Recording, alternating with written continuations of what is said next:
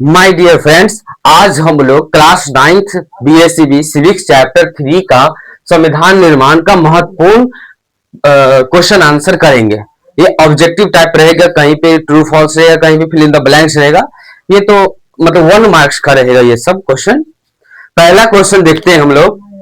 निम्नलिखित में से कौन भारतीय संविधान की विशेषता नहीं है? यानी इस नीचे में से कौन भारतीय संविधान की विशेषता नहीं है? यानी इसमें से 3 भारतीय संविधान की विशेषता होगी और एक भारतीय संविधान की विशेषता नहीं होगी। पहला पढ़ते हैं, विशालतम और व्यापक संविधान। हमारा भारतीय संविधान जो है बहुत बड़ा है, बहुत बड़ा संविधान है, दुनिया का सबसे बड़ा संविधान है। तो ये तो विशेषता है ही। धर्मनिरपेक्षता, धर्मनिरपेक्षता कहता है कि किसी भी धर्म को मानने की आजादी देता है, यानी राज्य या देश का कोई धर्म नहीं होता है, वो किसी भी धर्म को मान सकते हैं। तो हमारे भारतीय संविधान में यह भी विशेषता है।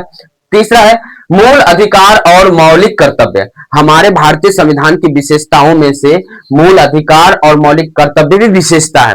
मूल अधिकार हमारे पास 6 है, पहले 7 था, 6 हो गया, और मौलिक कर्तव्य लगभग 10-11 है। ये भी हमारे संविधान में उल्लेखित है, इसलिए हम कह सकते हैं ये भी विशेषता है। साम्यवादी शासन व्यवस्था, हमारे भारतीय संविधान में साम्यवादी शासन व्यवस्था नहीं है, क्योंकि साम्यवादी शासन व्यवस्था में एक ही पार्टी का शासन चलता है, जबकि भारतीय संविधान में, भारतीय लोकतंत्र में अनेकों पार्टी है, अनेकों पार्टी की सरकार बनती है, इसलिए ये हमारे भारतीय संविधान में विशेषता नहीं है।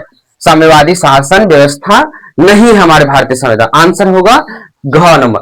कांग्रेस के किस अधिवेशन में भारत के संविधान की रूपरेखा रखी गई थी? कांग्रेस का कौन से अधिवेशन, अधिवेशन का मतलब मीटिंग होता है, मीटिंग, कौन से अधिवेशन में? कांग्रेस पार्टी का नाम है। कांग्रेस के किस अधिवेशन में भारत के संविधान की रूपरेखा रखी गई थी? मतलब संविधान की रूपरेखा मतलब संविधान किस तरह से बनाया जाना चाहिए, ये फॉर्मेट सब तैयार करके रखा गया था। सन 1919 ईस्वी में जो अधिवेशन हुआ उसमें नहीं, सन 1931 ईस्वी नहीं, सन 1944 ईस्वी नहीं, और नहीं, ये सन 1931 ईस्वी में अधिवेशन में हुआ था, ये कराची अधिवेशन था। ठीक है, ये सब नहीं होगा। संविधान सभा की पहली बैठक कब हुई थी? संविधान बनाने के लिए सबसे पहली बैठक संविधान सभा में सबसे पहली बैठक कब हुई थी? तो 9 दिसंबर 1946 ईस्वी को, 9 दिसंबर 1946 ईस्वी को हुआ था। लोकतांत्रिक संविधान में इनमें से कौन सा प्रावधान नहीं है? लोकतांत्रिक संविधान में कौन कौन कौन प्रावधान नहीं है? पहला पढ़ते हैं, शासन प्रमुख के अधिकार, यानी शासन का जो प्रमुख होता है उसका अधिकार लोकतांत्रिक संविधान में एकदम क्लियर रहता है, उल्लेख रहता है। यानी देश में शासन प्रमुख होता है राष्ट्रपति, एक, और राज्य में शासन का प्रमुख होता है राज्यपाल। इन सबका अधिकार हमारे संविधान में उल्लेखित रहता है। ये बोल रहा है क्या, कौन सा प्रावधान नहीं रहता है? तो ये तो रहता है। विधायिका के अधिकार, कानून बनाने वाली संस्था को विधायिका बोलते हैं। कानून बनाने वाले लोगों के समूह को क्या बोलते हैं? विधायिका बोलते हैं। तो उन जो कानून बनाते हैं उन सब का क्या क्या अधिकार हैं, ये भी हमारे लोकतांत्रिक संविधान में प्रावधान है। ठीक है। शासन प्रमुख के नाम, शासन प्रमुख के नाम यानी शासक, शासन का जो प्रमुख होता है, जैसे देश में राष्ट्रपति होता है, राज्य में राज्यपाल होता है। तो देश में राष्ट्रपति अभी द्रौपदी मुर्मू है। तो ये हमारे संविधान में या लोकतांत्रिक शासन व्यवस्था में शासन प्रमुख का नाम नहीं होता है, क्योंकि वो हर एक 5 साल पर चेंज होते रहता है। अगर किसी एक व्यक्ति का नाम लिख देगा, इसका मतलब हो जाएगा वो हमेशा के लिए वो प्रमुख रहेगा। बट हमारे लोकतांत्रिक संविधान में ऐसा सुविधा नहीं है, शासन, किसी भी शासक का नाम नहीं रहता है। तो आंसर यही है, यानी कौन सा प्रावधान नहीं है? तो ये वाला प्रावधान नहीं, शासन प्रमुख का नाम प्रावधान नहीं है। देश का नाम, किसी भी लोकतांत्रिक संविधान में देश का नाम उल्लेखित रहता है। जैसे हमारे भारतीय संविधान में देश का नाम क्या है? भारत गणराज्य, भारत, क्या नाम है देश का? भारत है। अगला है 5 नंबर, भारतीय संविधान सभा के प्रारूप समिति के अध्यक्ष कौन थे? जब हम लोग का भारतीय संविधान, जब हम लोग का संविधान बन रहा था उस समय प्रारूप समिति के अध्यक्ष कौन थे? प्रारूप का समिति का मतलब संविधान का स्ट्रक्चर कैसा होगा, प्रारंभिक रूप। प्रारूप का मतलब होता है प्रारंभिक रूप, स्ट्रक्चर, संरचना कैसा हो बनेगा। इनके अध्यक्ष थे डॉक्टर बी आर अंबेडकर। कौन अध्यक्ष है? Doctor B R Ambedkar. Six है, दक्षिण अफ्रीका के लोकतांत्रिक संविधान बनाने में इनमें से कौन सा टकराव सबसे महत्वपूर्ण था? जब दक्षिण अफ्रीका का संविधान बन रहा था उस समय ऐसा क्या टकराव हुआ था जो संविधान बना? तो देखिए, फर्स्ट है दक्षिण अफ्रीका और उसके पड़ोसी देशों के साथ ना, ये ऐसा नहीं हुआ था। दक्षिण अफ्रीका और पड़ोसी देशों के साथ कोई टकराव नहीं हुआ था। सेकंड है स्त्रियों और पुरुषों का, इन दोनों के बीच में भी कोई टकराव नहीं हो पाया था। इन दोनों के बीच में भी कोई टकराव नहीं हुआ था। गोरे अल्पसंख्यक और अश्वेत बहुसंख्यक का, हाँ, इन दोनों के बीच में टकराव हुआ था। जो गोरे लोग थे वो अल्पसंख्यक थे। अल्पसंख्यक का मतलब होता है जिसकी संख्या कम हो उसको अल्पसंख्यक कहते हैं। गोरा लोग, अंग्रेजवा सबको गोरा लोग बोलते हैं।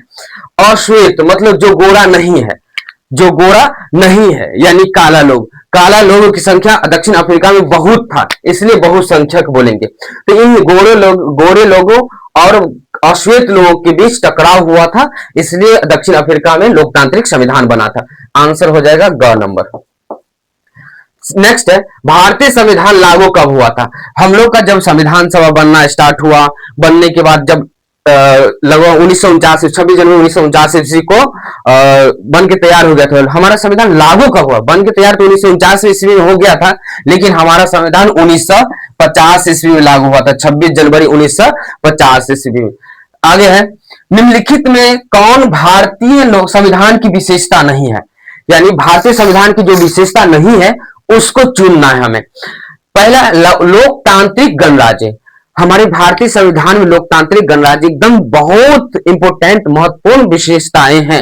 लोकतांत्रिक गणराज्य का मतलब होता है जो संविधान या शासन या देश का जो प्रमुख होता है वो किसी न किसी व्यक्ति के जनता के द्वारा चुना हुआ होना चाहिए, तभी हम लोग बोलेंगे लोकतांत्रिक गणराज्य।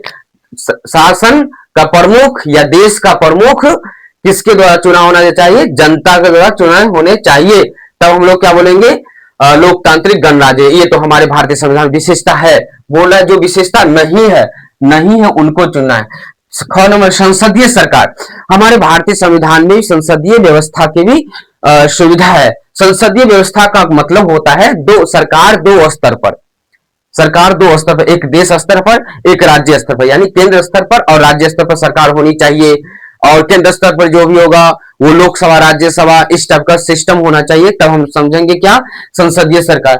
अगला है एकात्मक शासन। मतलब एकात्मक शासन व्यवस्था का मतलब एक ही सरकार होनी चाहिए, एक ही सरकार होनी चाहिए, मतलब कि कोई देश स्तर पर हो या तो कोई राज्य स्तर पर। लेकिन हमारे भारतीय संविधान में राज्य स्तर पर भी सरकार है और देश स्तर पर दो स्तरीय सरकार है। ये बोले एकात्मक सरकार, तो हमारे संविधान में यही विशेषता नहीं है, ये आंसर होगा।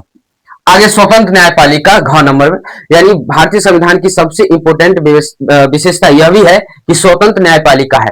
न्यायपालिका पर किसी भी तरह का प्रभाव या किसी भी व्यक्ति या किसी सरकार का दबाव नहीं रहता है, एकदम स्वतंत्र रहती है। 8 नंबर का आंसर ग होगा, एकात्मक शासन व्यवस्था। ये हमारे संविधान में विशेषता नहीं है।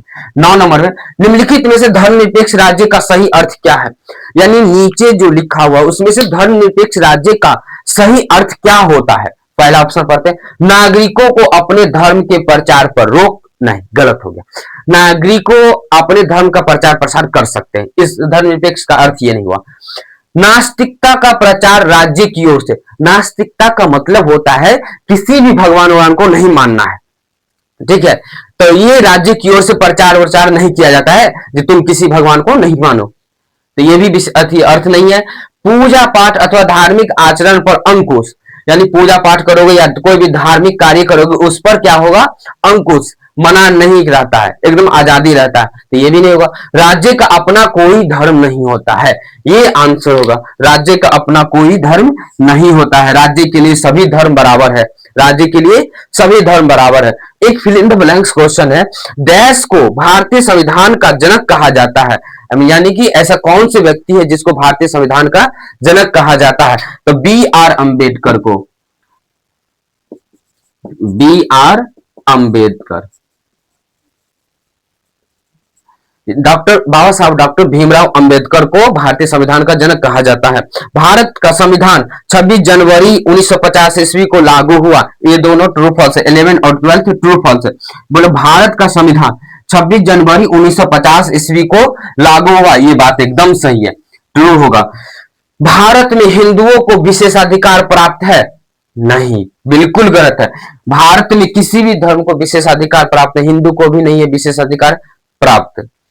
ऐसा नहीं है, जो हिंदू बहुल्य राज्य है, हिंदू बहुल्य देश है, भारत में हिंदुओं की संख्या ज्यादा है, इसका मतलब उसको विशेषाधिकार प्राप्त होगा? नहीं, ये बिल्कुल गलत बात है। आगे नेक्स्ट वीडियो में इससे आगे और हम लोग पढ़ेंगे 13 से क्वेश्चन। लगभग ये कम से कम 20-30 के आसपास जाएगा क्वेश्चन। इसी में से हम लोग टेस्ट में क्वेश्चन बनाने का प्रयास करेंगे।